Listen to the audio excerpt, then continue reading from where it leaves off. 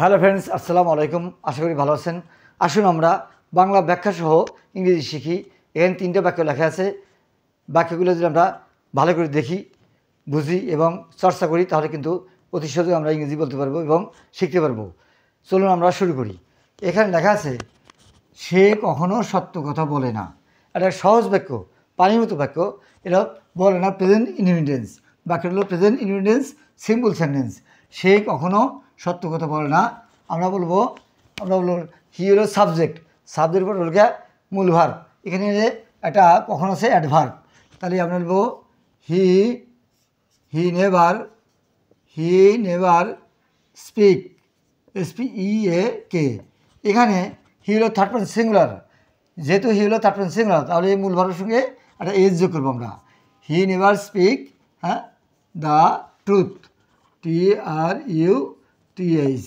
আমরা বলবো সে কখনো মিথ্যা কথা বলে না। হি নেভার স্পিক দ্য ট্রুথ। তোমার সত্য কথা বলার সাহস নেই। তাহলে তোমার সত্য কথা বলার সাহস নেই। তাহলে তোমার নেই, হিসাব যদি বলি, হিসাব মানে তোমার আছে, তোমার নাই, ইউ ডোন্ট হ্যাভ। তাহলে কি নেই? সাহস নেই। আমরা বলবো তোমার সত্য কথা বলার সাহস নেই, তাহলে ইউ ডোন্ট হ্যাভ। আমরা বলবো you don't have courage, COURAGE, courage to speak the truth, TRUTH। অর্থাৎ যে তোমার সত্য কথা বলার সাহস নেই। ইউ ডোন্ট হ্যাভ, তোমার নেই, কারেজ মানে সাহস, টু স্পিক দ্য ট্রুথ। সবাই সত্য কথা বলতে পারে না। আমরা সবাই সত্য কথা বলতে পারে না। আসলে সত্য, সবাই সত্য কথা বলতে পারে না। আমরা কি বলবো? নট এভরিওয়ান, মানে সবাই না। নট এভরিওয়ান, আমরা বলবো সবাই না। আমরা বলবো নট এভরি ওয়ান পারা, ক্যান মানে পারা, can speak the truth, TRUTH। অর্থাৎ বলবো যেখানে সবাই ইংরেজি লোক, নট এভরিওয়ান মানে কি? সবাই না।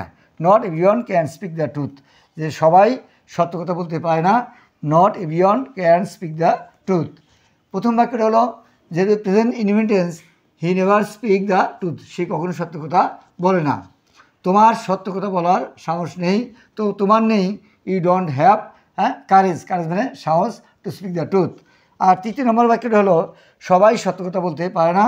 নট এভরিওয়ান মানে সবাই না। Not everyone can speak the truth. আশা করি বুঝতে পেরেছেন। বা ভিডিওটি ভালো লাগলে লাইক করেন, শেয়ার করবেন। Thank you.